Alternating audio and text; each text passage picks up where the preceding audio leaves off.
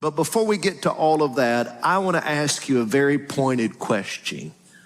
Are you embarrassed to be patriotic?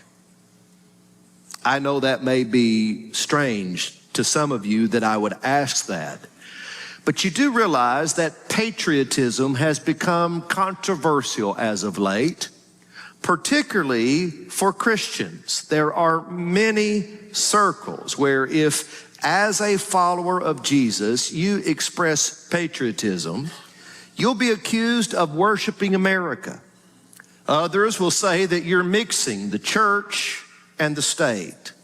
Perhaps worst of all, some will likely refer to you as a Christian nationalist, which is just a buzz phrase that people use to end debate.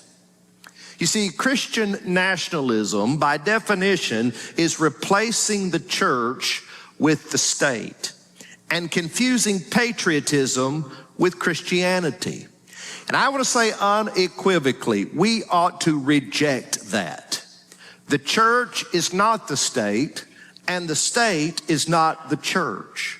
But having said that, have you ever noticed how any attempt whatsoever to promote biblical values in society is quickly labeled as Christian nationalism, while left-wing lunacy promoting abortion, gender confusion, and Marxist ideology is at the same time celebrated as loving your neighbor? So let me just say before we go any further, I understand that America is not Israel. I also understand that our nation doesn't represent the kingdom of God.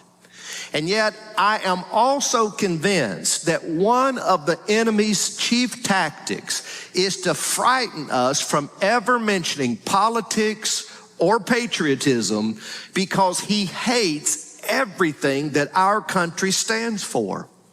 Satan wants us to sit by idly while secularists rewrite our history, systematically removing God from public policy and conversation.